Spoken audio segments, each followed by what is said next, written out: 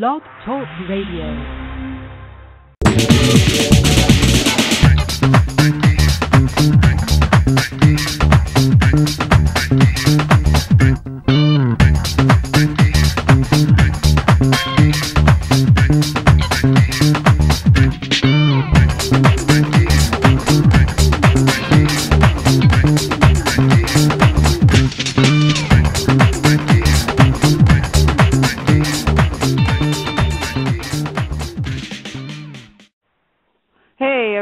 Welcome to Unseen World. I'm Linda Irvin, giving a shout out to everyone in the chat room and everyone that's listening live. We've got a great show lined up for you tonight. We've got Dr. Joseph Burkes, Paths to Contact co-author, also has worked with CSETI as a CE5 contact initiate, and so much more. How are you tonight, Dr. Burkes? Well, I'm very excited to be on your international radio show. I understand you have listeners from as far away as Asia, a few in Africa and Europe, and so I think this is one of the broadest reaches that I've ever had in my public speaking career. Thank you. Oh, you're so welcome. We're just delighted to have you. So many people are interested in your work. How did you get started in all of this? Well, I think we should go back a little bit because in a certain sense, there's a common thread in all the contact workers that I run into, and that is we pretty much all of us born, except for the people maybe in their 80s and 70s, but pretty much all of us were born and grew up in the space age, in the 50s and 60s and 70s. And so, given the fact that the United States and the Soviet Union and were in a space race, things about our space, of course, had an influence on popular culture and people like me growing up. And as a youth, and you'll hear this from other contact workers, I imagined I wanted to be an astronomer and study heavenly bodies. Anyway, so, but there was tragedy in my family, and my dad had cancer, and he received very good care for many years from doctors and nurses and kept him alive. And so when I was 10 or 11, going on 12, I sort of focused more on medicine because I thought I could help people and the way the doctors and nurses helped my dad. But that interest in things in space also manifested in reading science fiction and read all the greats, Ray Bradbury, Isaac Asimov. And even though I knew it was total fantasy, still the idea of meeting with space aliens or higher intelligences in terms of civilizations that had a chance to evolve past where we are in our sometimes barbaric and warlike ways, I'm sure that had an influence on my consciousness, although I, thought it was just science fiction. And truly, I never really gave the issue of UFOs or extraterrestrial intelligence any but a moment's thought. I can't ever recall reading a book or an article, although I did see the movie based on the book Interrupted Journey called The UFO Incident. That was done in the 1970s, and it was James Earl Jones, a very famous African-American actor from the 70s and 80s, and he portrayed the story of Betty and her husband, I think it's Barney Hill. Barney, yes. Right, so I did remember seeing that as a young doctor studying in Boston. But I again thought, well, that's an interesting story. Maybe it's true, maybe not. But that was it. And so like a lot of UFO experiencers or contact workers or people who have been bitten by this bug, many years go by, and then all of a sudden something happens, and a tremendous interest surges forward, and people often imagine that they have a mission, that this is a very big part of their life, and they are to make a contribution into this field. So I was bitten by the UFO bug when I was 41 years old, and I had 2 children. We were renovating our house in West Los Angeles, and things were going wrong with the construction. The most frightening words you can hear as a homemaker homeowner who's going under construction is when your contractor says, and then this is usually followed by, it's going to cost more. So it was being a lot more, working overtime and doing all kinds of things, and working 2 jobs in the hospital. And so I decided I got to do something that's fun. And what could be more fun than getting a hobby? And I went down to the local library, and this was December of 91, winter, and it was raining, and our house, of course, was underwater because we didn't have a roof, because the contractors were not able to put the roof on in time, and the tarps we had were torn, and so I really needed to do something fun. So I went to the public library and I said, "Hey, what do you got on, I don't know, UFOs?" And I don't know where it came from, but she took out a book. It was called The Gulf Breeze Sightings, and it was a book that had pictures in it about alleged encounters that Ed and Frances Walters had. He was also a contractor living in Florida, and I was interested in stories, I guess, about contractors because my house became an outdoor aquarium. Our house was filling up with water. The rains were coming, and we had no roof. Anyway, so Ed and Frances Walters had amazing interactions with UFOs. He made these very stark and very detailed photographs of the craft that he was reportedly seeing. And it wasn't just Ed and Frances Walters in this small town in Florida. It was also other people in the town were seeing the same thing and even getting pictures. So I got bit by the UFO bug, and I started reading, and I helped my son do one of his book reports. He was about 13 or 14 at the time, and I helped him write about so-called alien abductions, because I got a book out of the library on that, and I studied the subject, reading one book and then another, and finally I had a whole bookcase filled with UFO books that I was reading or have already read. So that's how I got started, and after studying the subject for over a year, I finally got enough courage to go to a public meeting about UFOs, because that's not something medical doctors usually do, and it was a public meeting, and I went to this public meeting at UFO Expo West, which was in Los Angeles, where I live with my wife and 2 kids and several dogs and a cat and birds, and my wife loves animals, and so we had quite a lot of animals, and there I was in a UFO Expo West. I brought my son along with me, and there was a tall, bearded doctor with glasses on who was just, 6'2" or 3" tall, and he worked in emergency room where I was working at the time as an emergency room. And he said, "My name is Dr. Stephen Greer," and he told us about a technique that he had developed to attract UFOs. So with my interest peaked, here's a UFO doctor who has the same trade as I do. He's working in emergency. I listened very attentively, and I signed up, and I joined his organization, and went out on an outing several weeks later after I got to change my emergency room schedule so I could get off that weekend.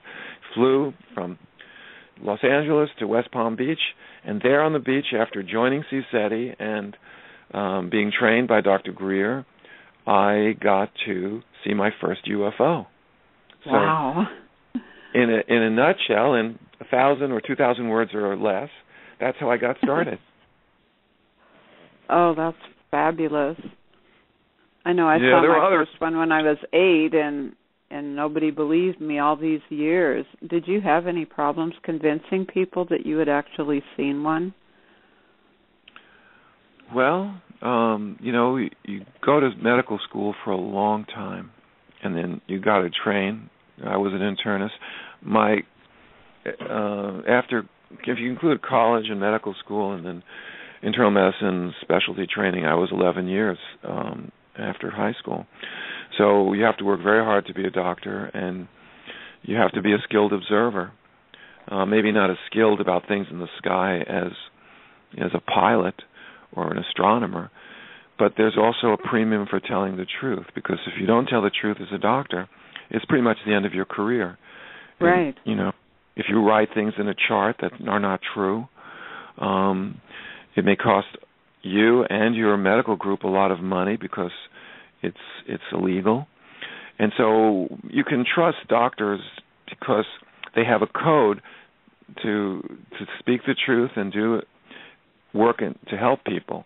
And we don't always do a great job. Sometimes we make mistakes, or there are some rotten apples. But I worked in my particular organization, Kaiser Permanente in Southern California, for 15 years before I got excited about UFOs. And all the doctors and all the nurses knew Joe Burkes, does right by the patients. If someone comes in the middle of the night with congestive heart failure and Joe Burkes is on, that patient's going to get every chance in the world to make it, and they'll be in pretty good shape by the morning. And the doctors and nurses knew who I was. So if I said I saw things that were anomalous and I gave them an explanation that was reasonable, are they going to say that their colleague and their friend and someone they know for years is a liar?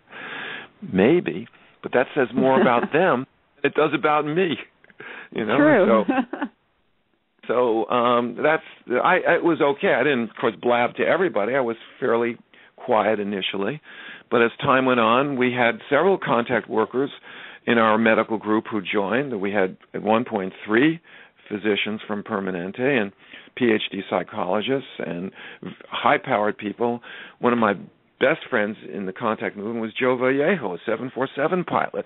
He was flying a $100 million aircraft with the lives of 300 people. If he says he sees stuff out in the field doing field work with us, why would he make a thing like that up? A skilled observer. Right.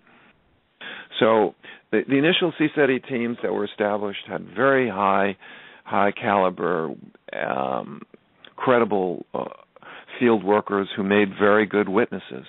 And I'm excited and proud about those 5 years I spent under Dr. Greer's. It's actually 6, almost 6 years.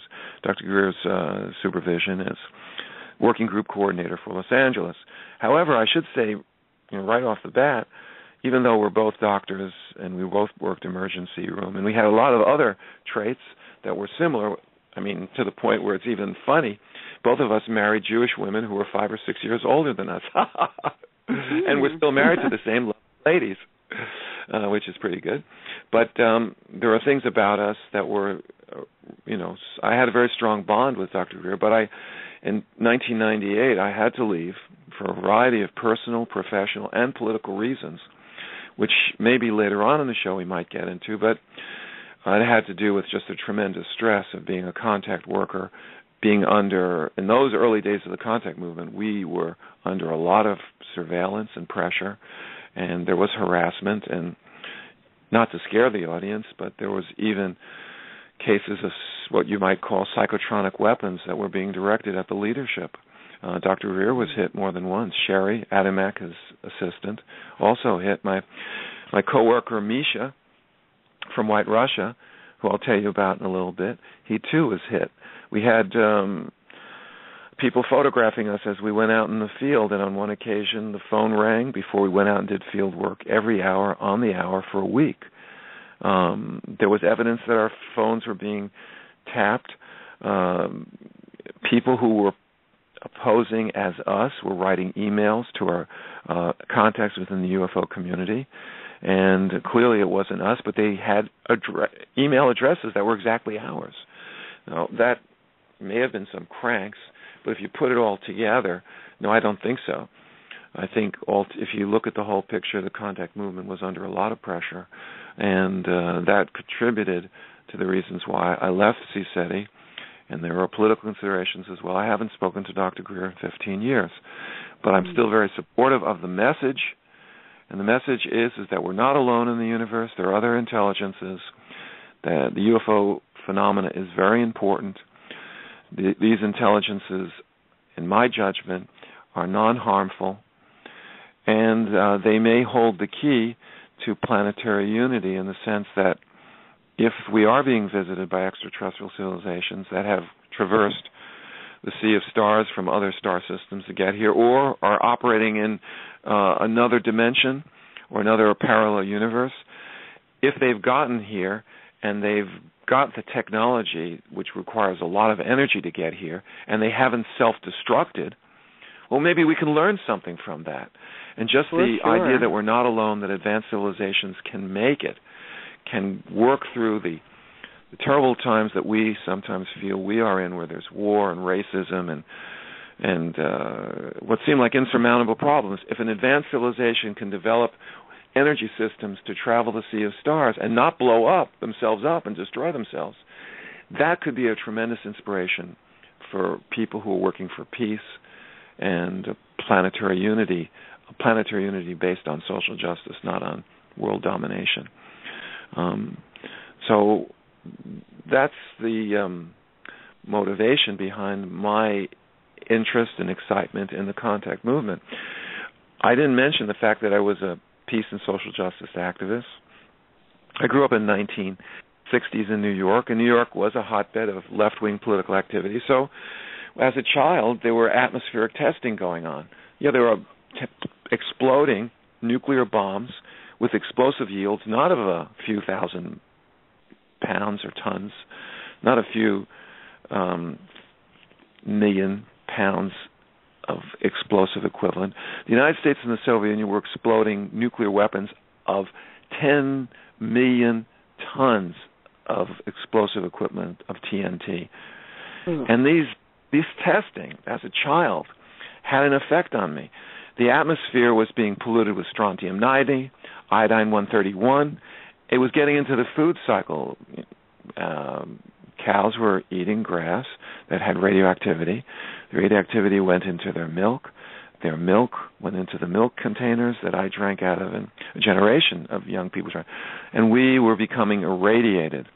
And in the 1950s, mothers who saw what was happening became outraged, and they joined together. And there was a famous pediatrician, Jonas, I'm forgetting, blocking on the book, was child care, a book that almost every, it was Spock. Yeah, Dr. Spock. Mm-hmm. In the 50s and 60s, many, are you still there? Yeah, I'm here. Hello? Oh, yeah. And so the women had these child-rearing books written by Dr. Spock, and he convinced mothers to send in the deciduous teeth, the baby teeth of children, to scientists who found radioactivity in these teeth of children that came from nuclear testing. Well, what would be the outcome? Increased leukemia, and terrible other blood cancers, thyroid cancers. And the mothers led the movement and said no to nuclear testing. And I was part of that, not as an activist, but as a little boy who accompanied my mom to go to the demonstrations, and ban the bomb.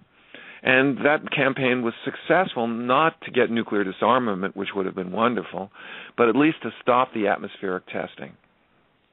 And the United States and the Soviet Union in the 1960s, under the Kennedy administration, when Khrushchev was in power in Russia, he was the dictator of the Soviet Union, first party chairman, Nikita Khrushchev. Their representatives signed an agreement, no more atmospheric testing. So we would not have to experience the United States and Soviet Union pouring radioactivity into the atmosphere and getting it. Now, of course, England and the French did testing too, and they eventually stopped nuclear testing. But that's a whole other story. That had to do with the peace movement in Australia. But that peace movement in Australia was led by doctors too, and one of them was Helen Caldicott. And when the French were doing atmospheric testing, she was a young pediatrician in Australia, and because the French had South Sea islands where they detonated these bombs, the radioactivity was going where? Well, going to Australia. So she mounted a campaign to not buy French wines, to boycott French cheeses, and lots of women were very much moved by her powerful rhetoric and her passion to protect the children. She was a pediatrician, after all. That's what doctors are supposed to do. Mm-hmm. So they got the French to stop nuclear testing. And I got to work with Helen Caldicott when she came to the United States and became an instructor and a pediatrician. Her specialty was taking care of kids with cystic fibrosis. Well, when this 3 Mile Island accident occurred in 1978, I think it was, or 79, Helen Caldicott was out there and now living in Boston at Harvard Beth Israel Hospital, working there and living in Boston. And I had actually gone to medical school in Boston, so I knew about Harvard, and I knew she was a good doctor. They wouldn't have hired her. She started a campaign in America, and we called ourselves Physicians for Social Responsibility. So all across the United States and then all across the world, because we were linked together in an international movement called International Physicians for the Prevention of Nuclear War. That's a mouthful, isn't it? Yeah, it is, but it's nice. IPPNW, International Physicians for the Prevention of Nuclear War. And we mounted a worldwide campaign to reduce the risks of the nuclear arms race, to make our leaders aware that we must prevent what we cannot cure, and there is no cure for nuclear war. And because the United States and the Soviet Union had not hundreds, not thousands, but in combination tens of thousands of nuclear weapons, some of them on hair trigger alert, that could go off by accident. And there are some harrowing stories during the Cold War where we almost had accidental nuclear war. These are things that people don't talk about much because they're too scary.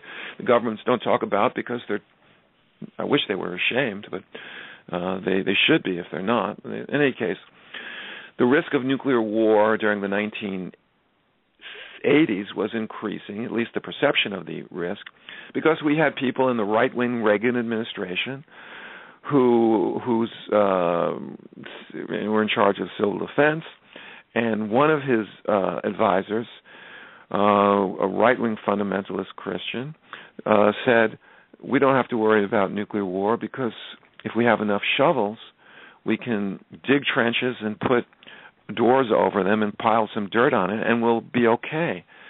And a book was written during those frightful years of the Reagan administration called With Enough Shovels, which totally debunked those crazy ideas. And the author was not Daniel Shore, but he was another author. I'm forgetting the name of the author. He was a New York Times and LA Times reporter. In any case, there was a massive movement all over the world, and I got to participate in it because I spoke Russian, not a great deal, but enough to get by.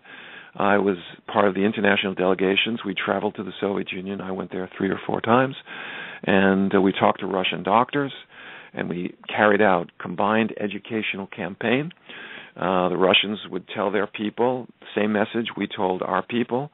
The Soviets, there weren't just Russians, there was Belarus and people from Armenia and Kazakhstan and the whole Soviet empire were being told the same information that Americans were being told on this side of what was called the Iron Curtain. Same information provided to the leaders and the people that the nuclear arms race was inherently dangerous and we must reduce the nuclear weapons and work for nuclear disarmament. So I got to participate in that in the 80s in preparation for what Dr. Greer called citizens diplomacy, where we could use a protocol-driven program through meditation and thought projection and going to UFO hotspots and interact in a peaceful way with the intelligence behind the UFO phenomena. And the organization that I was proudly an officer of, Physicians for Social Responsibility, part of the IPPNW in 1985, because of the combined work of doctors all over the world, we got a Nobel Prize for that. So I was very proud of that. And nice. When I met Dr. Greer and he says there are advanced civilizations that are potentially helpful, I thought, great, sign me up. I'm with you. And I got to see my first UFO the first night out doing field work. So I was pretty jazzed up those 5 years. Oh, I bet you were. Yes, I'm still jazzed up now. I'm going on and on and on. Hey, let me tell you a joke. Okay. There's a self-help group for people who are the family members of compulsive talkers. Do you know what it's called? And No. on and on and on and on and on again. So if I sound kind of pressured, I just wanted to share, in the short amount of time we have together, my excitement about the many contact experiences I had as part of what I call the contact movement. But if you'd like to ask a question or slip in a word, please. Oh, I definitely will, but right now I'm just absorbing everything that you're sharing, and so is our audience. I just love it. Well, thank you. Thank you so much.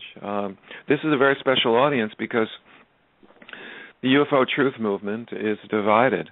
You have many people who are fascinated by the study of UFOs, but are not aware of or can't grasp the spiritual component to our work.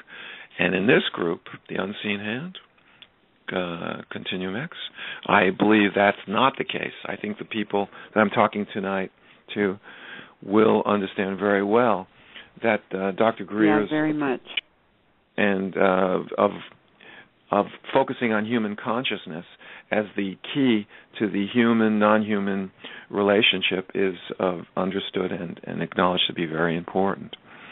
I hope that in my what do we have?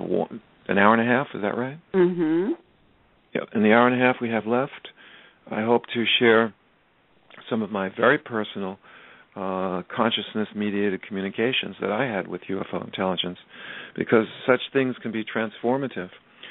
Seeing a UFO is great, but getting what Dr. Greer called a telepathic override, now that's something even more special. So later on we'll get to talk about that. But do you have any particular questions about what I've talked about these last 30 minutes?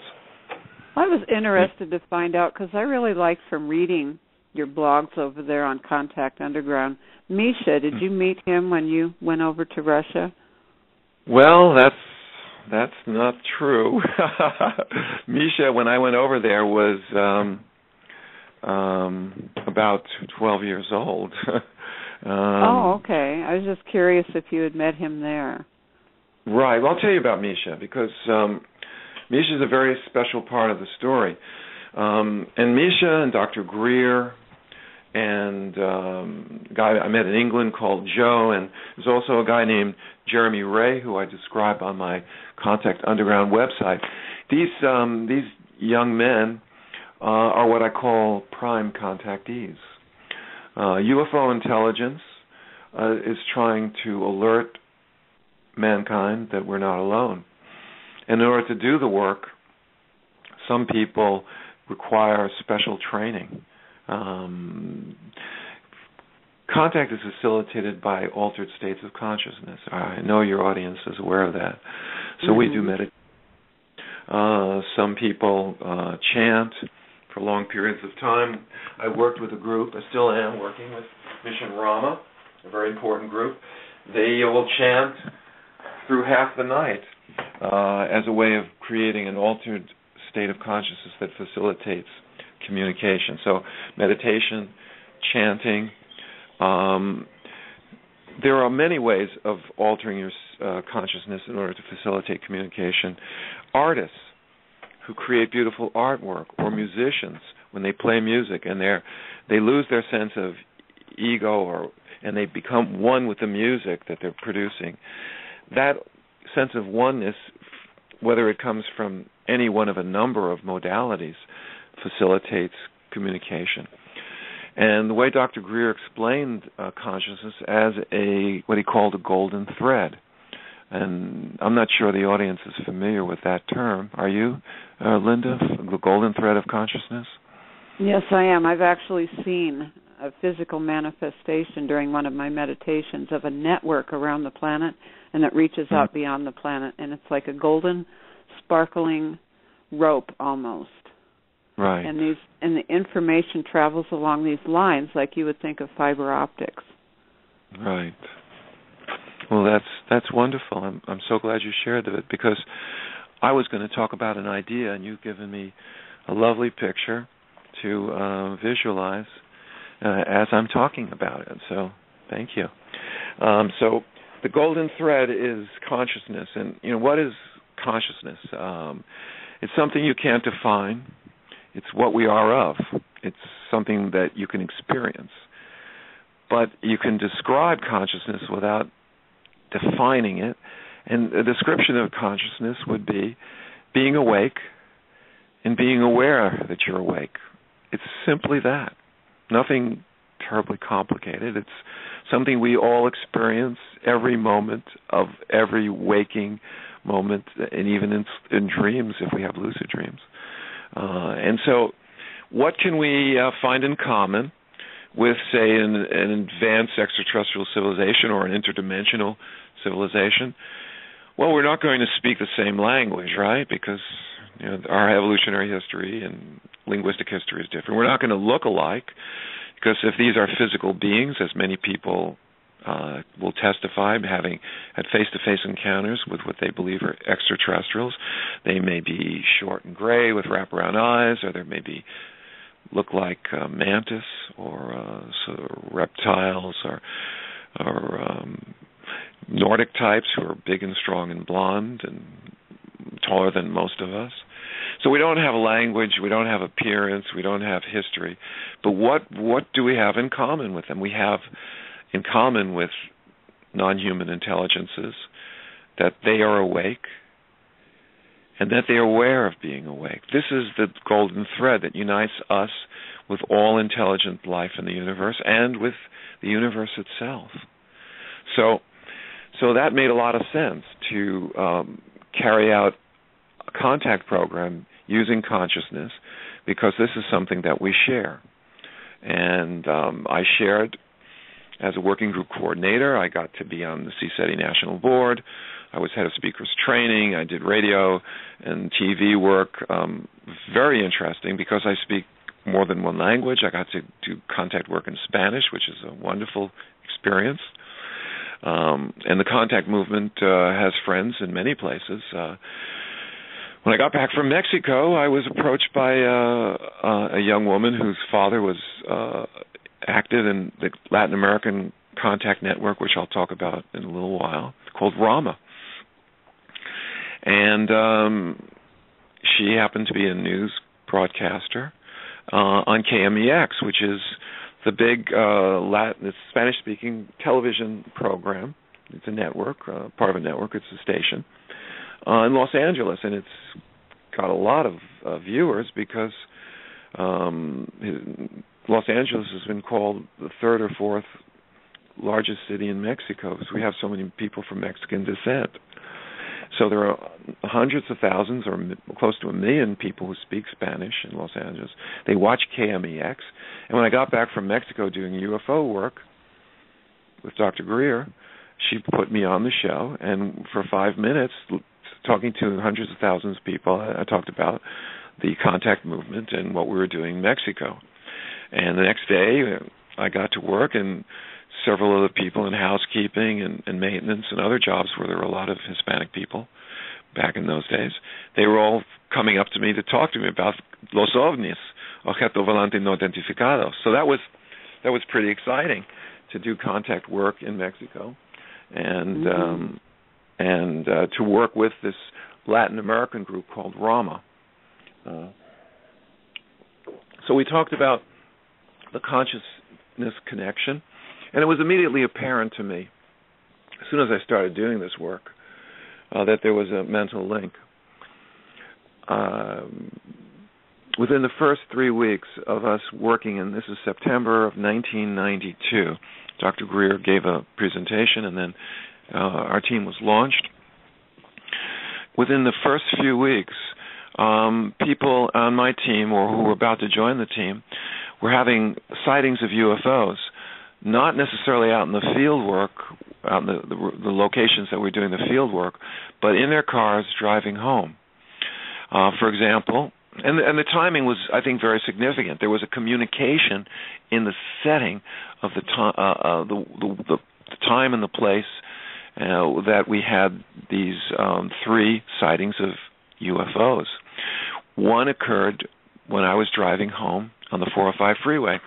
And I had just gone to the prestigious UFO study group, and there were some longtime ufologists, and they were explaining to me, I was, full of myself because, hey, I just joined CSETI, and I know Dr. Steve here, and, thank you very much for Mutual UFO Network, MUFON, but now this new generation of investigators are not going to just study other people's reports, and you call that science, which is, to me, a form of journalism. You're not going to experience the phenomena. You're just going to write about other people's experience. No, that's old hat. We're going to go out. We're going to interact directly with the intelligence. And in the spirit of science, we will do real-time research. We will be able to document our encounters because we'll have film cameras and video cameras. And the amount of data that we can get in a prospective approach, directly interacting, is far more than you can get, thanks a lot for all your sighting reports, from people who have had an encounter a week or a month ago and not always can remember all the details. No matter how skilled your investigators are, it's better to have them. I mean, think about it, science. With the exception of maybe astronomy, most of the sciences involve laboratory settings where you can have interaction directly with the phenomena. And that's what we were planning to do. You can't, what kind of chemist would you have if he said, well, you can't work in the lab, but other people are going to work in the lab and you will make reports about them. Well, that's not science, right? No. Or, how many physicists, well, there's theoretical physics, but how would we develop any advanced nuclear technologies if you could say you can't deal with the phenomena directly in a laboratory? So the field work became our laboratory. And so I went to this prestigious UFO study group, and I start, thanking them, but, you guys are passé, and CSETI and the contact movement is going to change the whole field of UFOs and ufology. Well, they thanked me very much and made it clear that I was not to ever come back to one of their meetings again. Oh, okay. I got in my car and I was working in the San Fernando Valley, and that's where the meeting was, and I drove through the through the Sepulveda Pass, and I got home, and I ran up the stairs to my wife, and I said, there's good news and bad news, honey. And she says, well, what's the bad news? I said, the bad news is that I'm never going to be invited to the prestigious LA UFO study group. The good news is that I had another sighting of a UFO. And sure enough, when I was in the Sepulveda Pass, doing 60 miles an hour, this brilliant blue-green light appeared, over the Los Angeles basin and started coming towards me. And as it approached, it was not an airplane. There was no silhouette of an aircraft. And LA has constant overcast skies because of smog and also the coastal fog that comes in at night. So you can see an airplane because the fog or the smog overhead silhouettes the body of the aircraft below. It's just light coming from above. But this light, this beautiful blue-green light, did not have a silhouette. And it was only going 15 miles an hour. I was moving at it at 60. And it flew a few hundred feet over me in a kind of serpentigenous, waving back and forth slowly, totally silent. Could not be a helicopter or a fixed-wing aircraft. It was a UFO. And it happened just after I had basically told the old guard of ufology, hey, new kids are on the block, step aside. Giving Next you a sighting, thumbs up, I'd say, in a way that you would know it. Yes, I think that's true. And the next one was Dotha Wayburn. She was a senior citizen who was part of our team, a lovely lady. Her husband was a very prominent and wealthy lawyer, and she had this beautiful home in the Palos Verdes Peninsula overlooking the Pacific. It was palatial.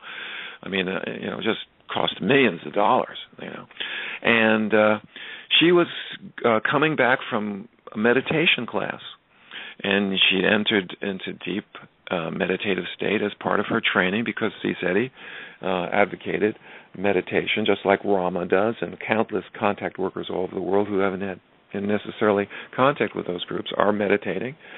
And so she had just finished her meditation class, and it's at night.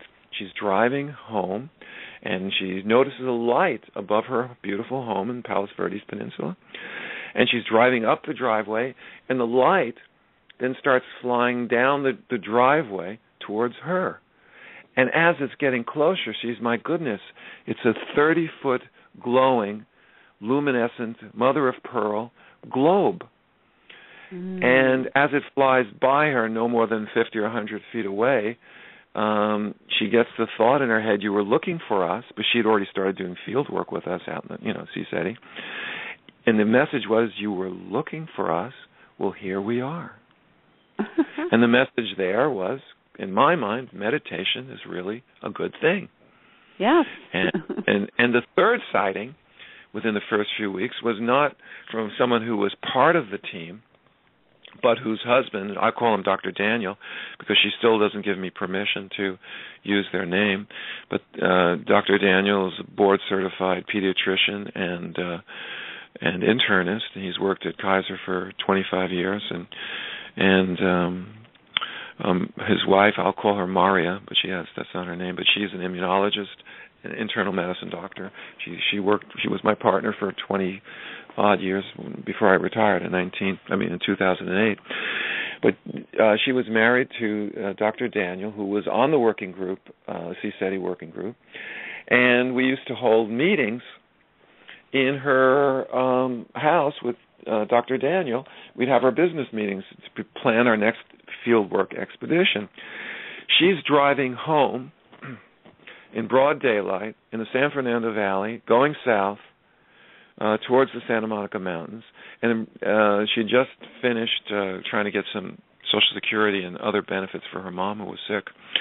And as she's driving towards the freeway, hovering over the Santa Monica Mountains, metallic disc glowing in the sun, just sitting there. Now, Dr. Daniel was a private pilot, and they would always go to air shows, and she would accompany him, and he had, lots of experience. He was the pilot, she was not, but she'd go to the air shows with him. So she knew what conventional aircraft looked like.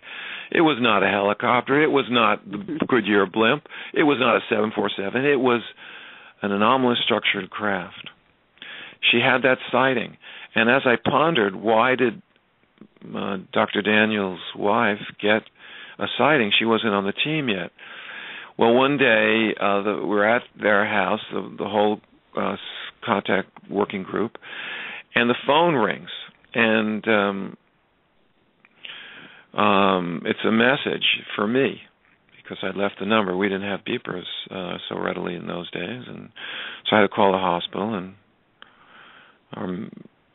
so the extra phone was in their study, and Maria is a harpist, and she's playing the harp.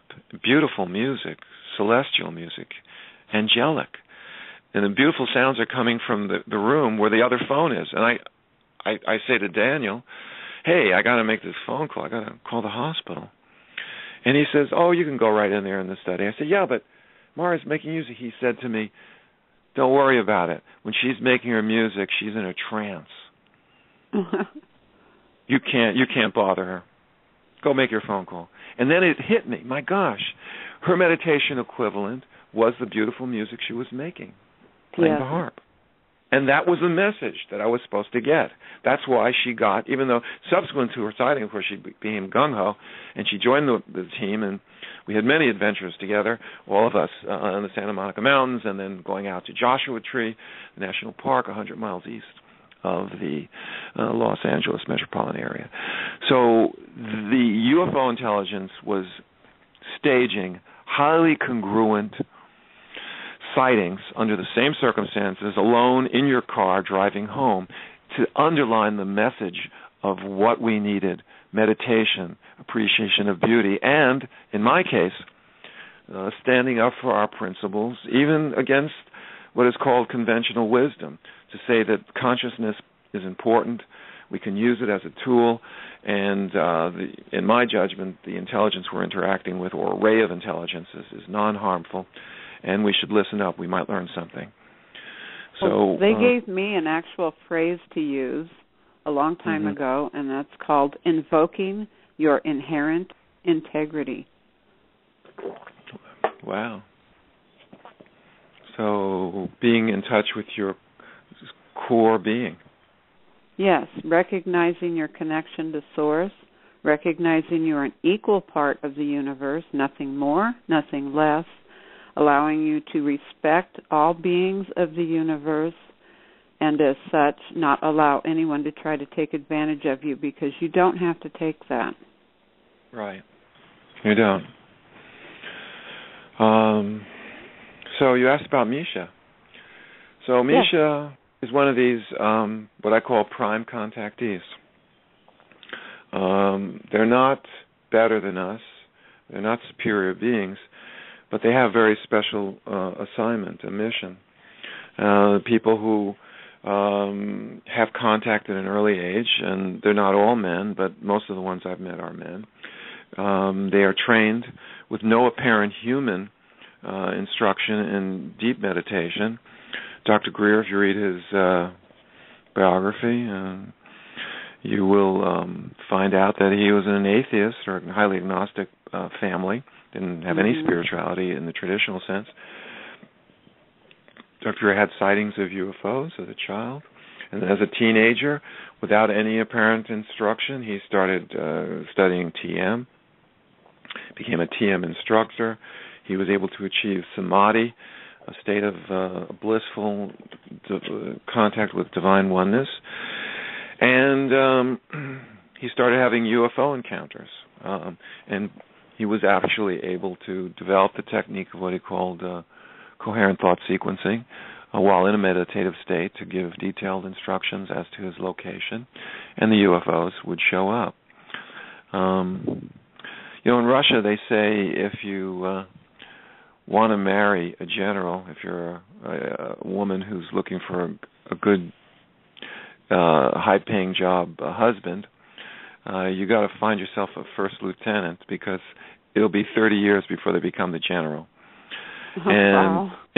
in the contact movement, if you want to develop leaders, you don't necessarily reach out to people in their 30s and 40s, but you want to start training them at an early age. So Misha was similarly, came from a poor background, no spirituality in Belarus. He's Jewish, so there was racial, ethnic discrimination against Jews in Russia. He's very poor, didn't even have indoor plumbing in the middle of Russia. Imagine going out freezing at night to go to the bathroom. And in a working class environment with no traditional spirituality, he started doing what he called yoga, achieving deep states of relaxation, and developed contact experiences to the point where he actually expressed feelings towards certain particular ET beings that came into his life again and again. He expressed feelings of love. They were like family to him. Mm-hmm. And as a teenager, it was clear that a lot of the Jews had to get out of Russia for a variety of reasons, and he decided to emigrate to the United States. And while he was in Russia, or Belarus, which is one of the Soviet republics, he had I believe more than one very vivid dream where he was shown in this dream that he was going to emigrate to America. He was going to work in a hospital, and there he was going to meet a tall, bearded Jewish doctor who he would do contact work with. So in 1992, he gets hired to be an EKG tech, even though he was trained as a nurse in the Soviet, worked in the Soviet military. Even though he was trained as a nurse, he got an EKG job before he could get his RN license. He walks into the Kaiser Panama City emergency room to do a tracing, and guess who he sees working there? A tall, bearded Jewish doctor. So, during my youth, I always wanted to be the man of the dreams of beautiful women, and I never thought I would be the man of the dreams of a Russian contactee who, claimed that he had seen me before he immigrated from the Soviet Union. So that was sort of synchronicity. Fun. However, he did not tell me who he was for almost a year. And I remember a conversation with him because when I first started doing contact work, I wasn't talking about it too much. It was so strange. And as time went on, I became more open, and many people in the medical group shared their UFO sightings with many doctors and nurses. And so Misha, he says to me in the emergency room, what do you think of UFOs and, life on other planets? And I said, well, it's a big universe. It's got to be something out there. And that was where things stayed until a year into my tour of duty for this Center for the Study of Extraterrestrial Intelligence's Close Encounters of the Fifth Kind initiative, Dr. Greer's terms to describe his project. A year into that project, Misha says who he was, that he was sent there to help me. And I said, well, what have you been doing, keeping quiet about this for the whole year? His reply was sobering. He said, you were not ready. Oh. He was under telepathic communication with the intelligence, and his involvement was being guided by his so-called ET friends. So I said, well, that's very nice. And as soon as he joined the team, I had a boost in my psychic ability, all kinds of, the level of contact went way up. And one of the things I learned in being an organizer for the contact movement is it's sort of like Hollywood. And, in Hollywood they say it's not what you know, it's who you know. Who you know, yes. And in the contact movement, if you associate it with high-level contactees, prime contactees, like Dr. Greer or Misha, guess what? Your level of contact and your psychic abilities and all the other things that go with it are very likely going to get a boost. And so it's by association. If you want to have a successful team, you find people, and they usually are the ones that are attracted to your group, and that is people who have had contacts all their life and are looking to share that with others. Yeah. So if you can bring that talent together into a team, you're going to have a lot more things happen. Because it's a question of trust and cooperation and friendship. So that was how we operated. And with Misha as my guide, it was like having another Dr. Greer. The level of contact, the sightings. I had what you would call a telepathic override, which we'll talk about in a few minutes. Do you have any questions about what I've been going on now for the last, close to an hour? Would you like to stop it? Well, I was just going to interject that I've heard that said about me, that people that connect with me, either online or in person, all of a sudden they may not even be thinking about contact, but they start having it. They'll have it in lucid dreams. They'll start seeing things in the sky. Yes, it is very contagious. Right. It's, you know what I tell people? I say, once you join the contact underground, you'll never be lonely again because you'll have friends in high places. For sure. Anyway, so now it's October 93. First time Misha's out in the field with us, a team of 7. Our base of operations was Joshua Tree. Then it was a national monument. It subsequently became a national park. And it was a pristine location. We would drive 100 miles from L.A., this megalopolis of a series of gigantic cities stretching all the way out into the desert. And we get out there where it was clear and quiet. We'd park our vehicles. And they had what you call backboards in Joshua Tree National Monument. Backboards are wilderness parking lots where you put your vehicle, you put a note on the car saying the location of where you're going to hike into, and then you put that note inside a box, and so that if you don't come back when you said you were coming back, the park rangers can go out and try to rescue you, because if you go out in a desert location where there can be extremes of cold or heat or storms, they want to be able to know who's out there. So we parked our vehicle in Old Geology. No, it wasn't Old Geology Road. It was near Negri Hill.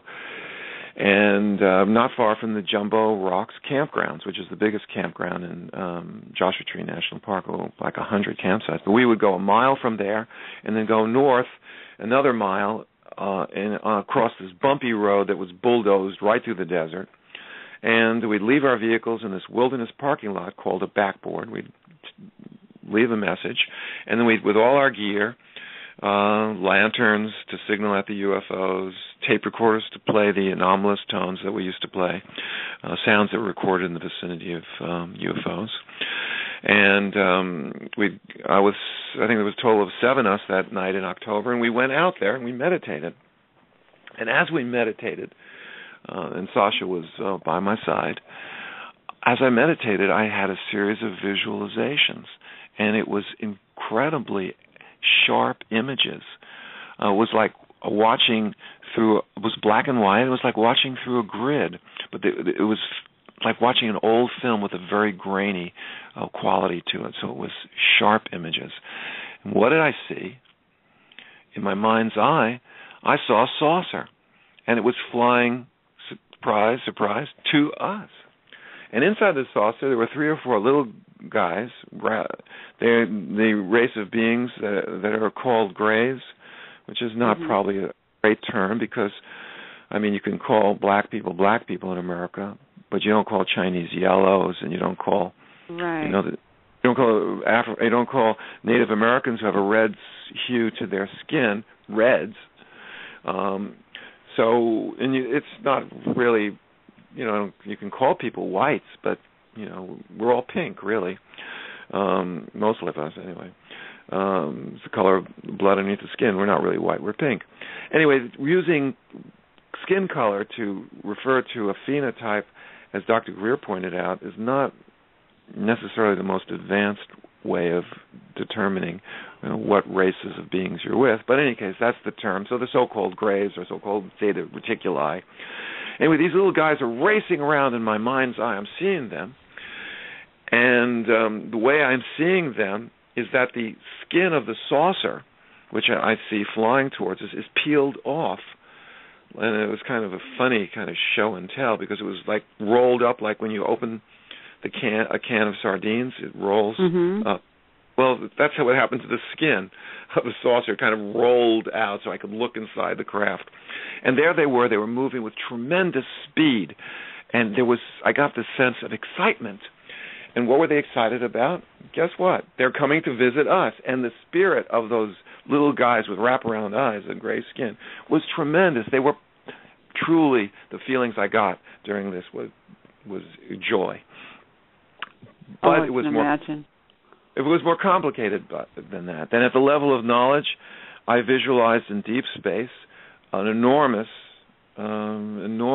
cylindrical-shaped craft where the upper echelons who had planned this contact had the flyboys on a tight leash. And the message coming from above was, this is just a flyby, no hover, no landing, no historic first contact where, you meditate and then they land and you have a meeting, exchange gifts, just like in storybooks or Close Encounters of the Third Time movies. They're just going to fly by. But these guys were kind of disappointed, but they were going to follow orders. The speed at which they moved around their craft that I actually got to see and the precision of their movements at their controls made me realize that's why some experiencers describe them as insectoids, or insect-like, because they moved with a precision and speed that we associate with insects. But, of course, they weren't insects. The image of these beings were of living, thinking, and feeling creatures like us. Anyway, so that's all very good, but the message was also one craft coming in from the northwest at 2 a.m. And I got all this at the level of knowledge with the kind of visual, the term you gave me when we spoke on the phone a few days ago was contact download. Yeah. All this information flooded into my consciousness. As I came out of meditation, out of trance, I turned to my coworkers and said, hey, guys, showtime is 2 o'clock, one craft from the northwest coming in, wake me at 1:45. So we shifts in terms of who would do the light work, who would be meditating, and who would be resting. Because we're all working people and we got jobs and families and stuff. So we'd take turns, and some of us would get to rest. And I said, I'm going to sleep. And it was about midnight, and wake me up, before showtime. Sure enough, I woke up, and at 2 o'clock, just like I was given a heads up or precognitive telepathic override, there in the northwest, solitary red UFO moving very fast past our position obliquely from northwest towards southeast. It passed us, not a sound, moving several hundred miles an hour. And as it passed us, it went due east and accelerated to over 1,000 miles an hour and was, gone in less than a minute. But as this UFO streaked away, I got to the last part of the telepathic communication. It was beautiful. It was, you're a young race, and then later on it came in as, you've got a lot to learn. And then the final part later, I think after the craft left, was, and we're going to teach you. So all right. That was a very positive experience. Now you could say, well, so what? You fantasized about UFOs, but the thing was that I got precognitive information about when, where, and how, right. And that's communication that is subjective, but is combined with accurate information that can be verified subsequently. Well, that you have to say was not Joe Burkes fantasizing, That's right. And so I think, the power of the contact movement is that these things are not only possible, but they have happened, they are going to happen again, and are happening now to contact workers. And notice I use the word contact workers because I don't particularly like the word contactee. That's a very passive term like employee or trainee. The ER ending or the OR ending is active, actor, singer, worker. And so the contactee is a person who's focused on, all these things happen to me, isn't it amazing, or isn't it terrible, or something like that.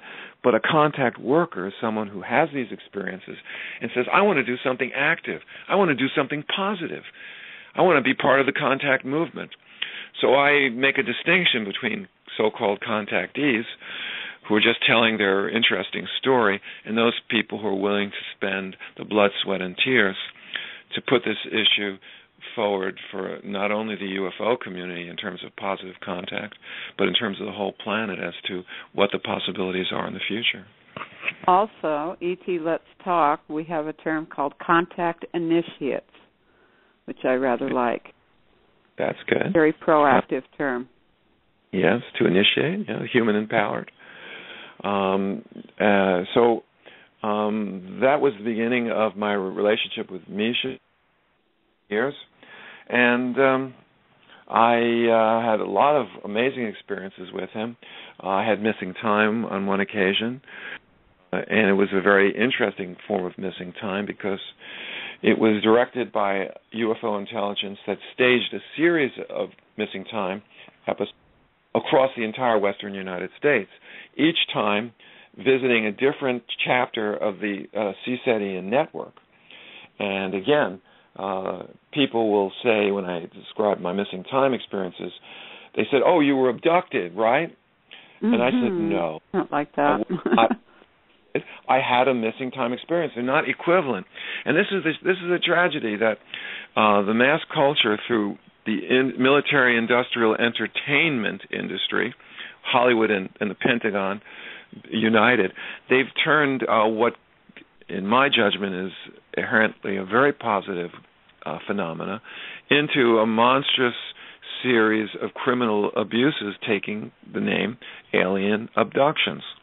Now, it's true some people are frightened during their consciousness-mediated communications and interactions, but the overwhelming evidence points to that this is more theater of the mind than it's actually people being taken out of their homes. And how can it be an abduction if you don't go anywhere, if you just interact at the level of consciousness? True. But people will say, you had missing time. Of course you were abducted and were on. Tell us about the medical procedures that were done. Again, a whole mythology has been created by very irresponsible people who claim to be researchers, but are really people who abuse, in my judgment, the use of hypnosis, and the contact experiencers who are convinced that terrible things have happened to them, and they don't get the appropriate psychological assistance. They get instead to be put in altered states through hypnosis, fed leading questions, and often when there are no memories that are frightening to them, the hypnotic therapist feeds them information and leads them down a path of confabulation where they make up stories and then they remember them as if they actually occurred. So people then become self-identified as victims, and they suffer enormous psychological negativity and pain as a result of the abuse of hypnosis by many of these so-called alien abduction researchers are not psychologists. They don't have degrees in counseling. In the case of Buddy Hopkins, he was an artist. The case of that scandalous situation called David Jacobs' research, terrible things have happened, in my judgment, where people are abused by the therapist. And that's something that is very wrong. And yet it passes as research. And it contributes to the mass consciousness fed by the terrible images of the Hollywood evil alien mill. Oh, yeah. that somehow we're under attack. So our perception is that people can have missing time, but that doesn't necessarily mean they're being abducted. So what happened in the end of November in 1993 was that a very prominent space artist working out of Denver, who was a CSETI member, he was looking at a book. And he, as a prominent artist, he gets books from publishers who want him to look at the book and then write some kind words and help promote the work of other artists. So he's there, just turning the pages in Denver, in his home, by himself, and all of a sudden an hour goes by and he has no idea what happened. He didn't fall asleep. He wasn't drunk. He had an episode of missing time, one in Denver. A few weeks later, Misha and I are out there. It's the day after Christmas. It's cold in the desert. We didn't have a lot of action in the sky that night, so we pack up early. And as we're driving through the Highway 62, there's a ravine that takes you from Desert Hot Springs up to Yucca Valley, and where Joshua Tree is. And we're going through this ravine that's about, 5-6 miles long. And the light appears behind us. It's just Misha and I, and we're coming back from field work. We're out in the desert. And I look behind, and I don't see anything. We go around another turn in this serpiginous highway that goes around a series of turns. And I look behind, I don't see anything. Misha looks behind, oh, yeah, there it is. And I turn my head, no, it's not there. And so this goes on. Finally, I say to Misha, hey, why don't we just pull to the side of the road, and whatever light that's behind us, he thought it was a car initially, saying there's a light behind us on the road. I said, whatever it is, the car, whatever, will pass us because it's trailing us. What Misha didn't tell me was that as he was watching these two headlights on the road behind, he saw them lift off the road, going up there, sort of like a la Richard Dreyfuss in Close Encounters of the Third Kind. Yeah, so as we're pulling to the side of the road, I see this hill.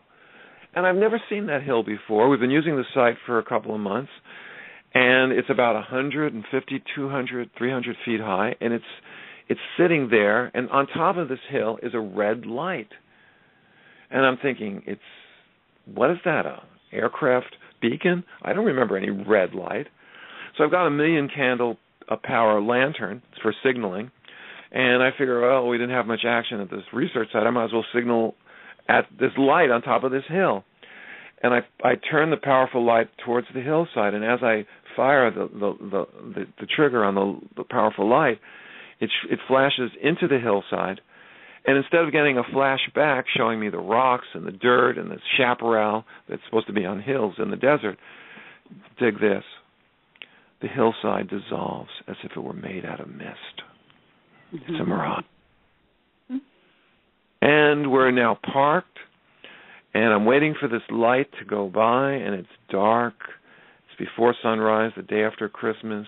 I can see in the distance San Jacinto Mountain, which is this gigantic mountain, goes up 12,000 feet or so, made of solid granite. I can see the lights from Desert Hot Springs, and then further to the south and to the east, I can see the lights from Palm Springs. And as we're sitting waiting for this so-called alleged car to pass us, I see a bright light coming from near Palm Springs, and I'm thinking, gee whiz, that's kind of strange. I wonder why a jet is taking off and coming right at us. And then as I look in the sky, I see all these lights flying, little lights moving around slowly in the sky. And, this is 5:36 in the morning. I've been up all night. I'm tired. I'm thinking to myself, oh, isn't this entertaining? A bunch of private pilots are probably practicing night flying, and they're, I'm making up all these wonderful stories to explain this light now is coming down like right towards us, getting bigger and brighter and brighter. And all of a sudden, I hear the sound of the engine, and I hear Misha saying to me, hey, Joe, it's freezing. Close the window, because I'd rolled it down to signal at the light on top of the hill. And I hear the sound of the engine. I feel drugged. There's something wrong. And, Misha is from Russia. He doesn't complain about the cold ever. He runs around at 45-degree temperature, while Southern Californians think the world is coming to an end because they got to wear triple underwear and because it's so cold for them. And he runs around, in his T-shirt in 45 degrees because he's a heavy guy, big guy, and he's Russian. It was so strange for him to say he's freezing. Anyway, so I roll the window up, and I hear the sound of the engine. We're just parked there, and we just take off. And we're driving, and I look to the east. I see beautiful, like embers in a fire, the eastern horizon. The sun is getting ready to rise. And I hear the sound of the engine, and it's dark, totally dark. And all of a sudden, the sun is high in the sky, and I feel like I've been on Highway 62 forever. And it only takes 7 minutes from the entrance to the ravine where we had parked, and then to get to the superhighway 10. It only takes 7 minutes at 60 miles an hour, and yet all of a sudden it's much later, and I can't account for it. That's missing time number 2. A few days later, Wayne Peterson is with his team in Arizona. Right? They operated out of Phoenix. Wayne Peterson has got a group of 5, 6, 7 people out there, and they have a fire to keep warm because it's the middle of the desert, cold. And they're doing the contact protocols, and they're stargazing, and all of a sudden the fire was bright and warm, and all of a sudden now there's just a few burnt out logs, and they look at each other and they look at their watches, and they've just lost an hour. They then pack up because it's really getting cold, and they go to their cars, and they're milling around their cars. They look up the stars, and they chit-chat a little bit and getting ready to go. Another hour goes by. They had double missing time. There was probably 6 of them or 7 out there.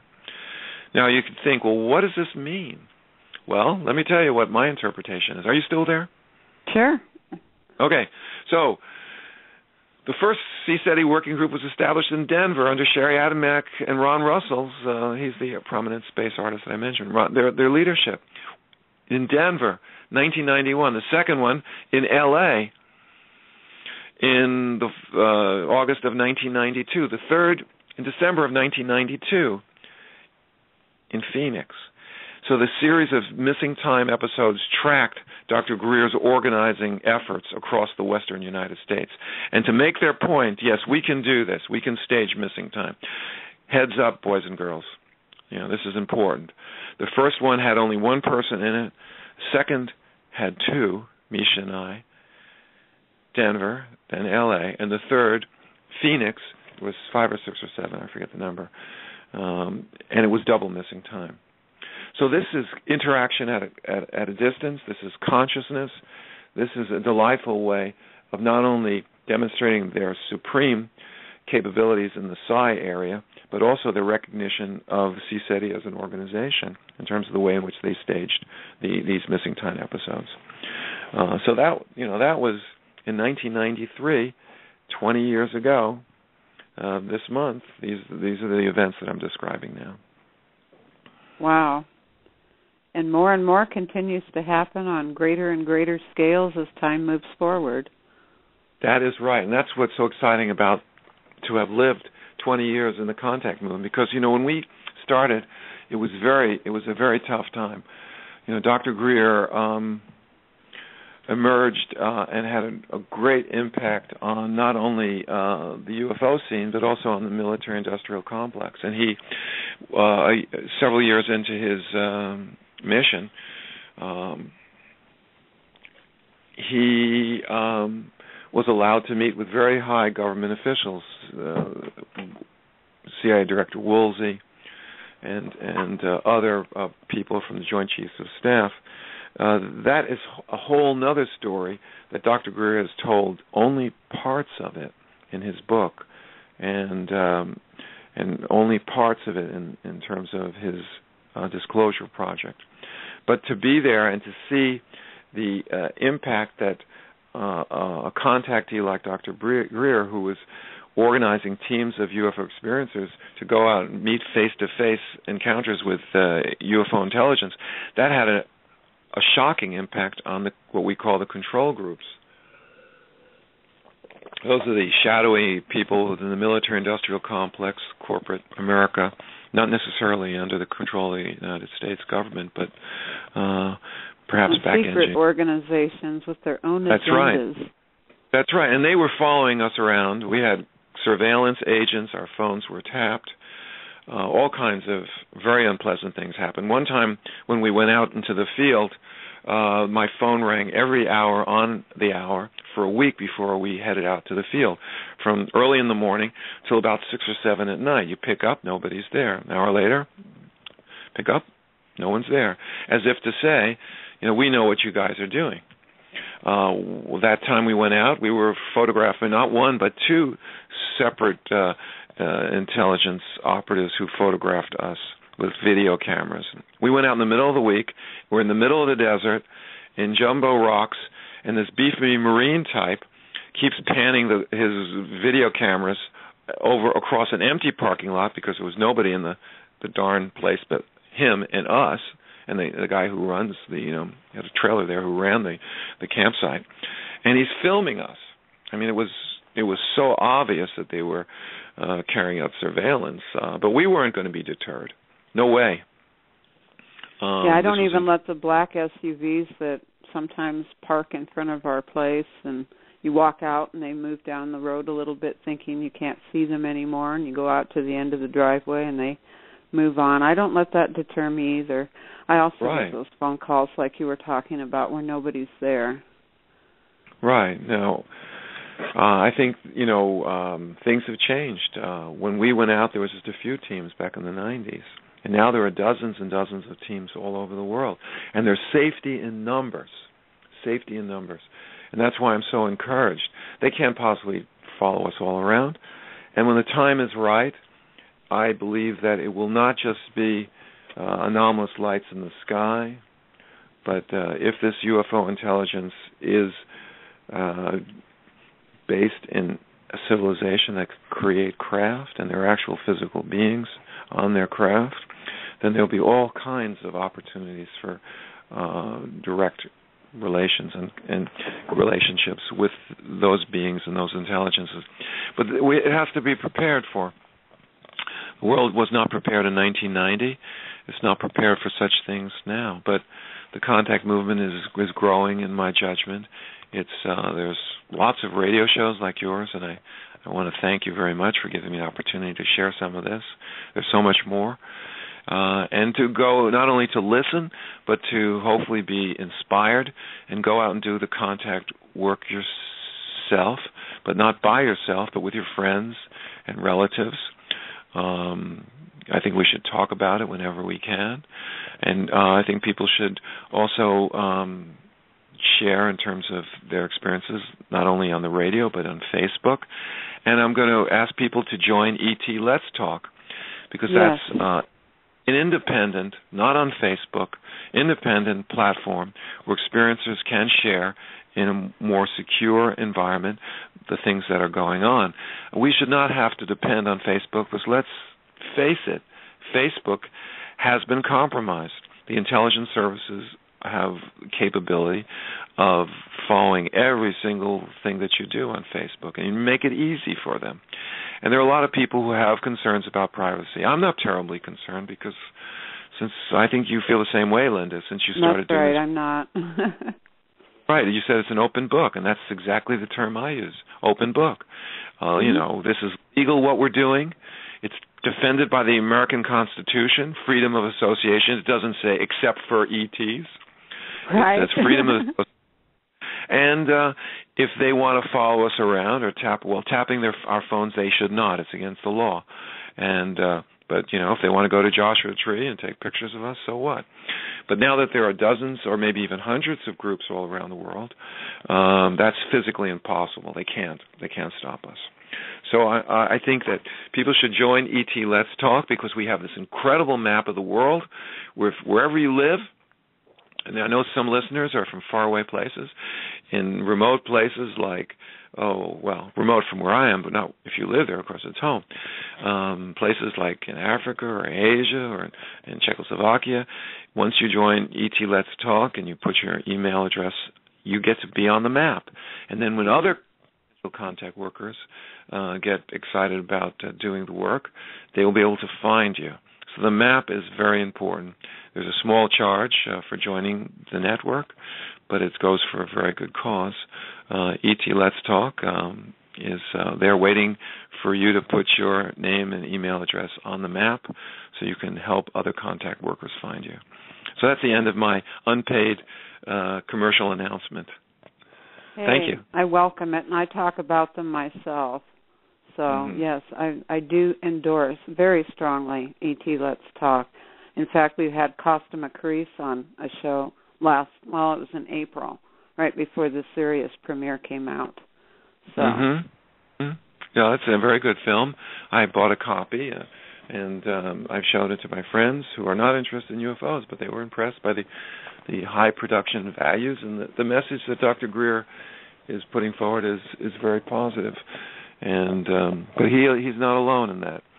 In 1974, RAMA was established, way before CSETI, and it was based on the contact experiences of someone called Sixto Paz Wells. And if you go to contactunderground.com, you can. Well, actually, do I have a RAMA article? Yes, I do. If you go to contactunderground.com, you can read about RAMA. It's also on Facebook and Contact Underground webpage. And I'll hope to be posting a report on RAMA on ET Let's Talk. And so RAMA was established in Peru. Sixto Paz Wells was a young university student. His dad had an interest in extraterrestrial studies for years, and actually organized a meeting in Lima, the capital of Peru. And on the study of possibilities of extraterrestrial communications. And so Sixto and his friends attended that meeting, and they also were interested in yoga and meditation. And the possibility came about that they thought of, why can't we try to establish communication with the intelligence behind the UFO phenomena? So Sixto had heard about the method of psychographia or automatic writing, and so he started going through the prescribed exercise of starting to write just circles and scribbles on a page. And this was done, I believe, after meditation, and sending out a request to make contact. Over time, after a few minutes, he started feeling a power that he did not identify as his own, controlling his hand, and the words that were forming were messages.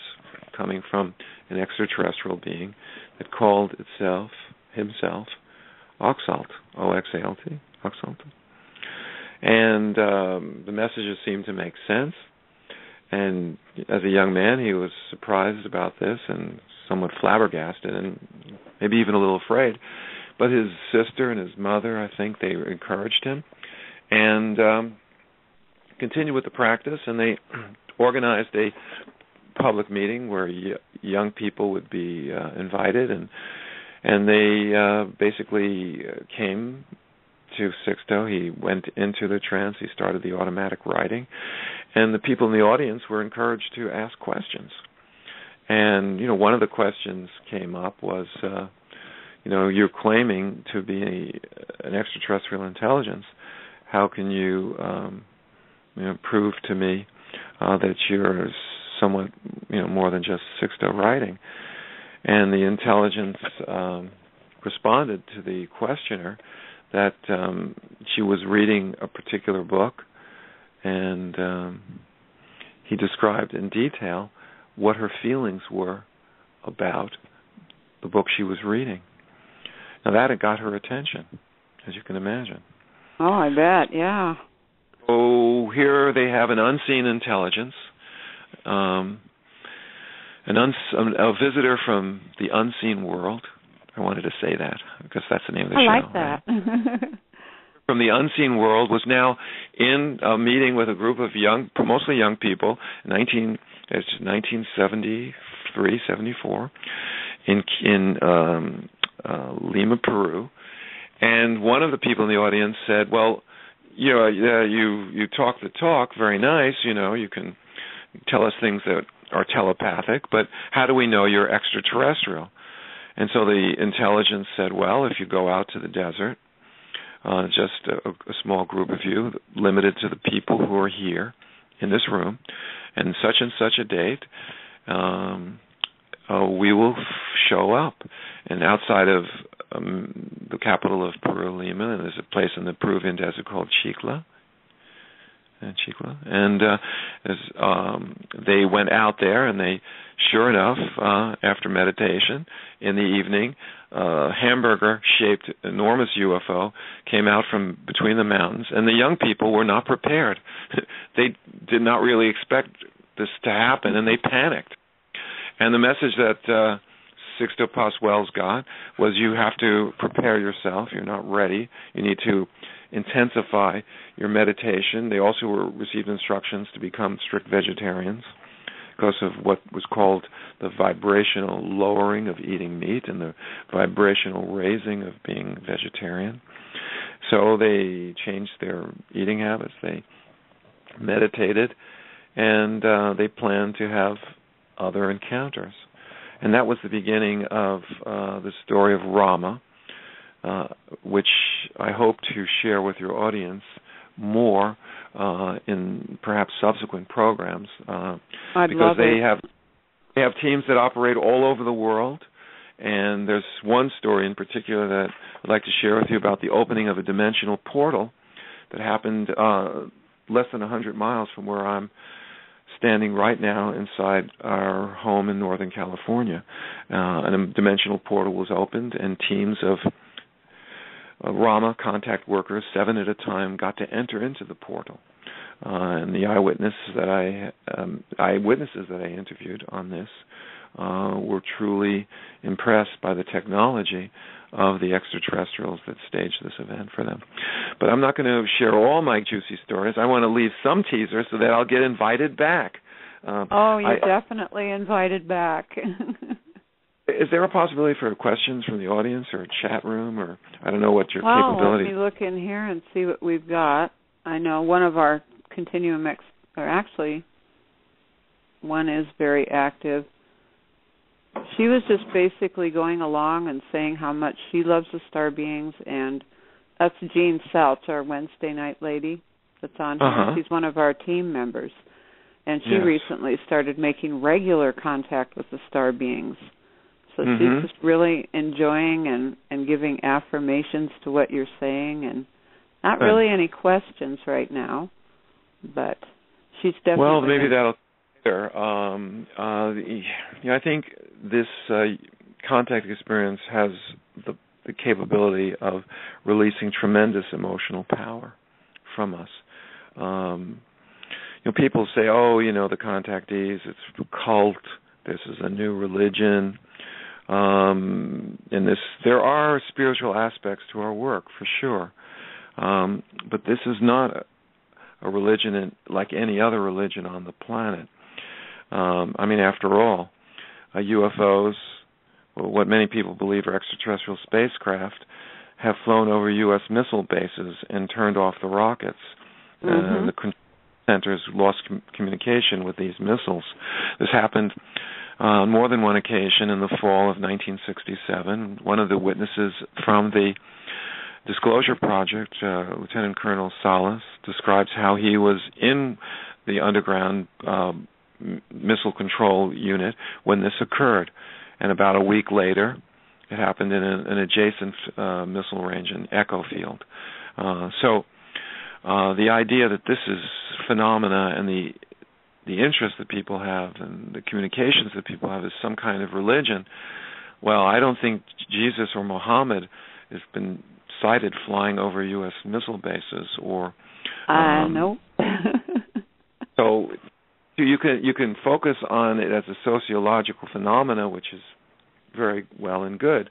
But if that's all you're focusing on and not the abundance of evidence to show that this phenomena is robustly physical and very important for mankind, then you're only telling half the story, and that's half truths. And those are often designed to mislead people, to deceive them. The full spectrum of reality is something that we're going to need to acknowledge in order to evolve. Because let's face it, we got lots of problems on this planet. Some of them seem insurmountable. And if the UFO phenomena can lead to a spiritual transformation of consciousness on the planet, and if there are extraterrestrials visiting us who can inspire us, they're not going to save us, but can inspire us to save ourselves. Right. That's a very good thing. And we are facing environmental ruin, proliferation of nuclear weapons. Despite billions being spent for armament, 20 million children every year die of starvation or preventable diseases on this planet. This is bedlam. This is what Buddha called the nightmare of the day.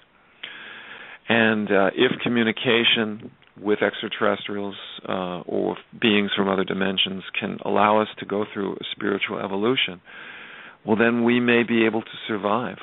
Because I think one of the messages the Earth is telling us, if she is, as I believe she is, alive and awake, the Earth is a being, the message that we're getting is evolve or die. And as a physician, as a father, someone who loves life, I'm going to choose life. And so that's why the contact movement is so important. And that's why the UFO phenomenon is so important. And I know we're getting close to the end of the hour. Is that right? It's been... we've got about 25 minutes left, but I just wanted to make a comment here first before we do bring on a caller, that Jean in the chat room, before she could get the question asked on the air, you answered it. And I believe that's because I know in here in my home I'm getting activity, which means they're right here with me. And so they are using our telepathic communications to get her to ask questions and you to answer before I can bring them up. But we do have... I don't lottery tickets usually, but if they can get that, I will give most of the money to the contact movement. Just kidding. But I'd like to bring on one of our wonderful Continuum X people. What was the question that I answered? About saving ourselves versus them saving us, for example, and what they're doing to assist. But I'd like to right now bring on Ophelia, or Miss Opie, on the Unseen World. Hello, how are you? Nice to meet you. Very nice to hear you. I hear an accent. Nice to hear you. It's, Linda has been a very, very good friend of mine for quite a while, and I have learned a lot from her. a lot. And wow. It's a pleasure to meet you. Yes, okay, you were. The question that I have was, we were talking about, the portals, and do you know? I, for whatever reason, I do a lot of time travel, which I had no idea what it was. All I knew is that I disappear, and disappear. I lose time, and the longest one was 4 hours. My longest one. So, and it happens in the same highway. Is there any way, like, I don't know if you know Highway 246? In Oklahoma? No, right here in L.A. I live in, right now I live in Santa Barbara. But Santa Barbara? I used to live in Lompoc, which is a little town. And that's where I did all my time travel. And I did a lot of very unusual stuff was going there, and I got to meet some graves, and it was very interesting. On Highway 2? What was the highway again? Highway 246. Oh, yeah. Okay. It would be, let's say, sometimes they call it the Chumash Highway, which is the tribe. The Chumash Native tribe. Americans, yeah. Do you know if there's any portal there? I know that there are portals that exist in areas of human habitation that are long-standing. In other words, if Native Americans have lived in an area for long periods of time, often portals will appear or exist where they were, because communication is something that's been going on for a very long time. This is not a new phenomenon. It's as old as we are.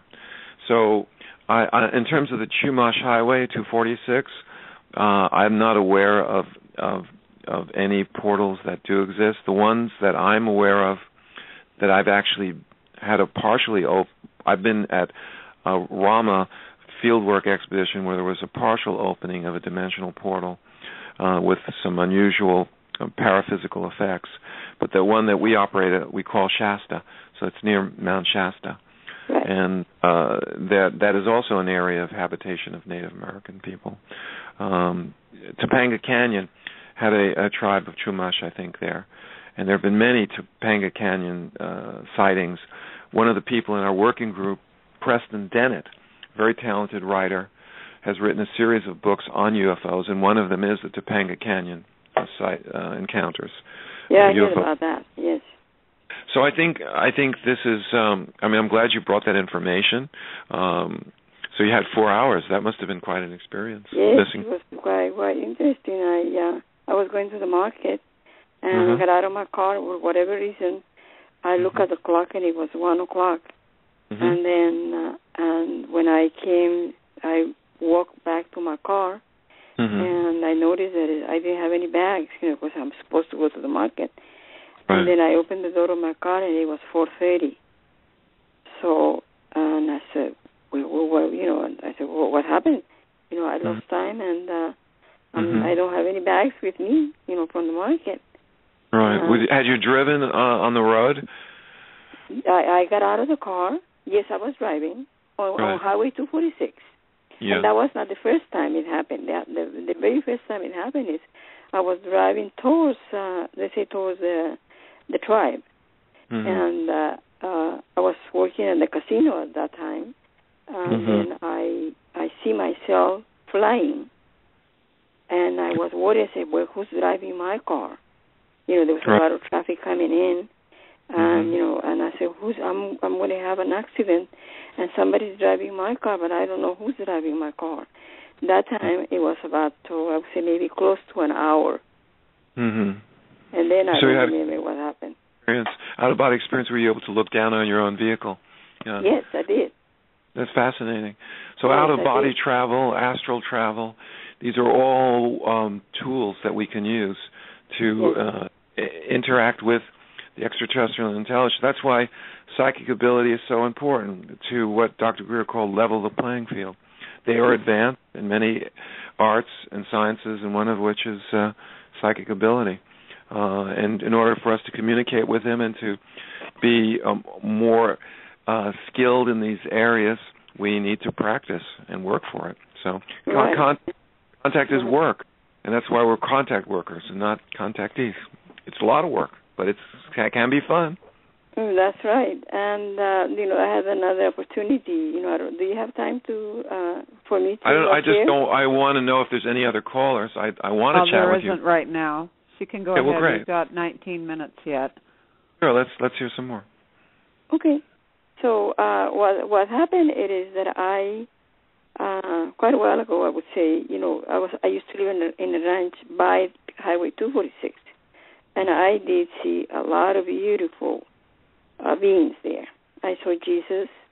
Mm-hmm. I saw a lot of masters, and there was a circle of masters, and they had me to do an exercise to jump on an ankh. The cross. We call it, called the ankh. Right. And that was a lot of training that they had me to do, and they were all dressed in white, long. They looked like priests, but they were in white clothes. How tall were they? Were they tall? They was very, very beautiful, and they had me to do all these exercises. And I was wondering what is it that I need all these? And they told me when the time comes, I will let you know, or we will let you know. Then in the meantime, we had to move. They sold the ranch, and we had to move. And then I started to do other things, like I go on a ship, and I go to Peru. You're talking about Peru. Have you ever worked with people, or do you work by yourself? No, I have a friend. Okay. He comes with me, or actually I go with him. Right. He is my teacher. And this is a physical being rather than a spirit guide? This is an actual person? It's a spiritual. I don't know. It's not an alien, but it's a spiritual being. And he's my teacher. And he takes me to Peru. And one day, it happened 3 times. It happened 11 o'clock. It was the first time. And he took me on the ship and we went to Peru. And then he brought me back. And I am sitting down on the couch. I was doing the dishes when I left. And then I come back and I'm sitting down on the couch. And I said, what happened? So and then around 2 o'clock, the same thing happens. He took me back again to Peru. And there I met a whole bunch of beautiful Peruvian ladies, only women, from a tribe, from Peru. But it was, they're very, very old, but they were all very, very, they were laughing and smiling, and they were waiting for me. I realized that my teacher, he put the ship very low for me to jump down, and I did jump down. Do you think it's possible? May I interrupt you? Do you think it's possible that these experiences you had were more at an astral plane or psychic rather than actual physical travel? Do you think that this is more possibly theater of the mind, or do you get the sense that these are actual physical events that occurred? Actual physical.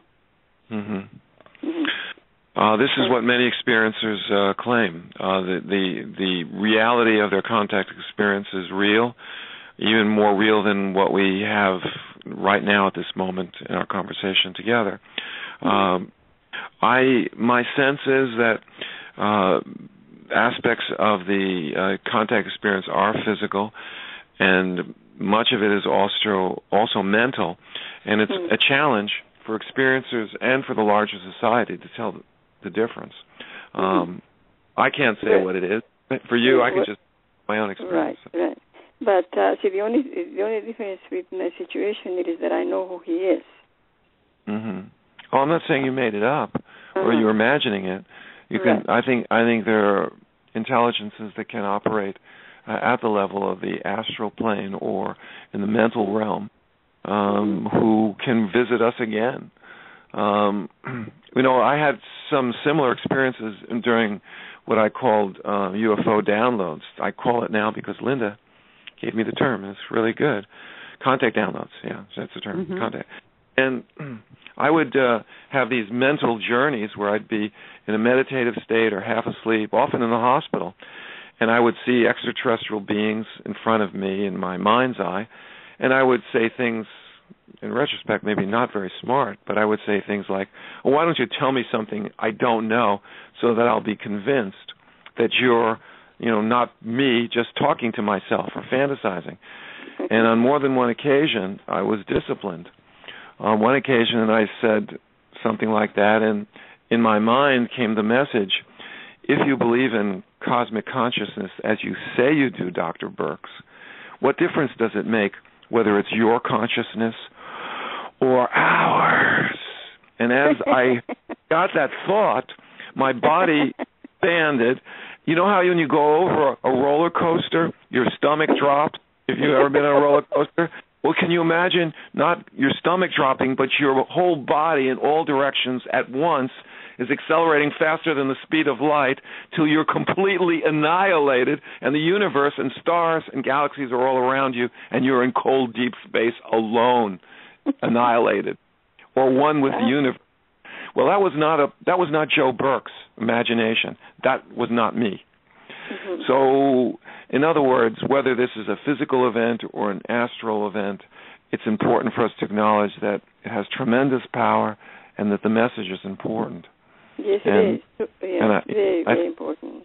Hearing. That's since a lot of beautiful things happen at that particular area, and when I drive,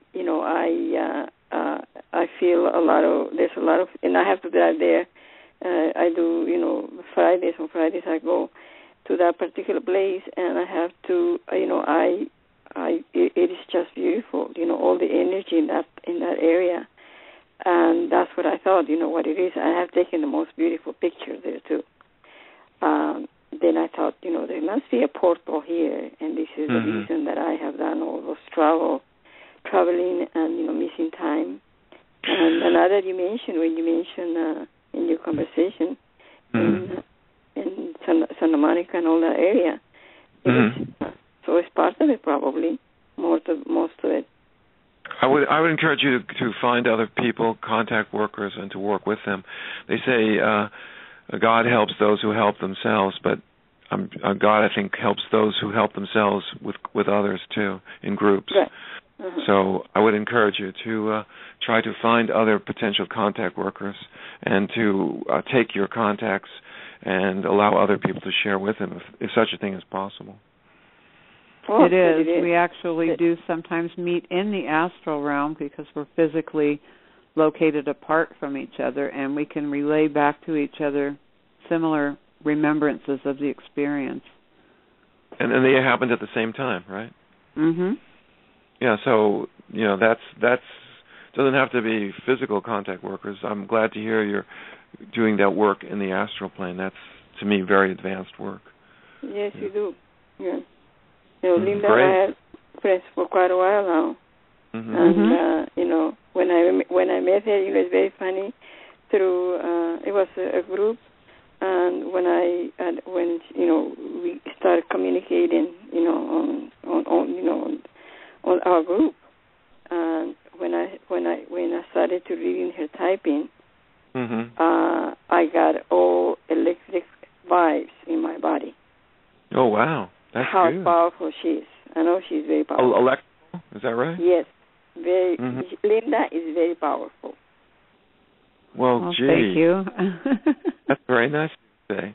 I'm hoping to get some of the power too tonight. Yes. That electrical I'd like stuff to invite you, Dr. Burkes, to join all of us, Miss Ophi, Jean, Inga, and several other members of our group are intending to meet together in the astral realm aboard a ship.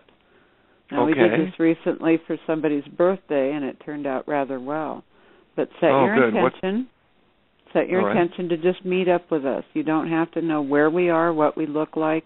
You just tune into our vibrations, and you should be able to join us. I would love that. That sounds wonderful. And, that electric sensation you shared with me is something that other experiencers have had. Let me tell you one more story before the show's over, because I think you'll like this. It was in 1993, and I went to the American Public Health Association. It's got a meeting in Washington of 10,000 health professionals, and I was the firebrand of CSETI, and I was going to set up, and I did with Dr. Daniel, a CSETI table. And so we had a UFO table at this doctor health meeting with thousands of professionals around us, and we were giving out information about the contact movement and showing UFO videos, and people would come up to us and watch the videos, and then they would share their contact experiences with us. Well, one amazing report that I got was from a professor of nursing, and she came up to the table and looked at a few videos, and then she said, several years ago I was camping, and it was late at night, the fire was going out, I was inside my tent, and an extraterrestrial presence was felt, and an actual extraterrestrial being stuck his head inside the tent, and I got to see him. And she could also see from the reflections from the fire the shapes of other ET beings that were moving around the campsite. And he quickly pulled his head out from the tent, but she was apparently an experiencer of some duration, and she thought in her mind, she was somewhat frightened but also excited at the same time. She thought, I love you. And when that thought entered her mind, from the top of her head to the tip of her toes, she felt this surge of electrical energy. And then the encounter was over soon after that. So this electrical energy, this emotional energy, this power of love that people experience in the contact movement and across the planet is something that we all should pay attention to. And so I wanted to thank you very much for sharing and allowing me to talk about this. You're very welcome. This professor of nursing who I tried to recruit to our crusade, but she was probably mindful of her position and could not join our movement at that time. But she did share with me that very intimate contact experience, and I wrote it up. It's on Facebook as a CE5, a Close Encounter of the Fifth Kind, with love. I hope you visit Facebook or sure. ETLT, or my website, which is Contact Underground, or my name, Joe Burkes, that's Burkes, there's an S at the end, Burkes, and you can read about my adventures and also about the position papers that we're putting about our worldwide effort to have peaceful relations with the intelligence behind the UFO phenomena. There is a clickable link in the episode description, so even if you're listening in the archives and you want to listen to the episode online, you can just scroll down and click on the link, and it will take you right to Contact Underground. Great. Thank you so much. And I'm so excited about having this archive, because I'm going to be sending all my friends to listen. Ones who couldn't for one reason or other listen in tonight. Yeah, Friday nights are kind of busy for people that have social and family obligations. That's why I, too, am glad we have these in the archives. People can listen at their convenience. Yes, that's right, wonderful. Right. All right, well, nice meeting you. Well, nice meeting you. I hope to, we get in touch again. Of course, you are already, with your program, and of course, Linda, Unseen World, and we'll talk to you again. All right. Right. Bye-bye. Okay, all right. Thanks, Sophie. Adios. Love you. Bye. Bye. So that was pretty. To hear about. Say, if anyone wants to listen to Miss Ophi, she's also in the Unseen World archives. Done some shows. Is that Ophi? How do you say that? Oh, Ophia? It's actually Ophelia. She's in our Unseen World group on Facebook too. Yeah, I thought she's. I think she may be from Latin America from her accent. I wasn't sure. Guatemala. She's a Guatemalan. Yeah. Wonderful. Well, there are Rama groups in the Los Angeles area, so if she chose to work with them, I think I could get her in touch. That'd be great. Enrique Villanueva, whose wonderful interview is posted on, the link is on Facebook and Contact Underground and the Facebook page, fan page. So that he's also up and coming activist within the World Contact CE5 type activities, and so that was. I think we have the potential of reaching a lot of people. There's certainly much criticism, and the authorities, of course, ridicule and deny the phenomena, and we should acknowledge that this issue is potentially very frightening to power. Because if you're a military person and you've been justifying these enormous budgets, hundreds of billions of dollars for all kinds of terrible weapons, and you have this intelligence manifesting that can fly circles around your high-performance jet aircraft and showing basically it's a bunch of expensive junk. And you wouldn't want that to be known, would you? Then it's why are you giving right. And if you're an oil tycoon, and if there's possibilities for the technology that exists within UFOs, many of them I think are physical craft, not all, and if their technology of energy propulsion were somehow under peaceful relations with our civilization, we're able to download to our culture the energy systems that are flying these UFOs, well, that would end the empire of oil and also end perhaps the pollution that's the result of the burning of fossil fuels. Well, if you're a billionaire running the oil business, you wouldn't want that to be known, would you? No, and you if you're a politician who gets elected by the United States people, and if the people of the planet realize that we're one island of conscious intelligence among a sea of islands of conscious intelligence, there are other beings and other civilizations, and that we would have to unify under conditions of peace and justice in order to have a relationship with those other cultures. Well, if you're a national politician and nationalism is undermined, and if people start saying one planet, one people, not instead of saying my country, right or wrong, well, if you're a politician, you wouldn't like that either because you'd be out of a job. We'd have one planet, one people, and national politics would become a thing of the past, as would nationalism. Not a bad thing considering all the people dying in national and ethnic wars. So absolutely. It makes sense that the planetary elites would not be so supportive of contact. And that gives some rationale behind the campaign of ridicule and denial. But we have to also admit that change is not easy, and behind that ridicule, I suspect, is fear. And we should be compassionate even for the who are making fun of us, because as Schopenhauer we are said, down to 90 seconds, so I want to thank you again, and I look forward to having you back. Yes, I am very eager to be back again, and thank you so much, Linda, for this opportunity. Well, thank you. Be sure to follow us here on Blog Talk. Click that follow button up in the screen there. You can also find us on Facebook at Unseen World Group.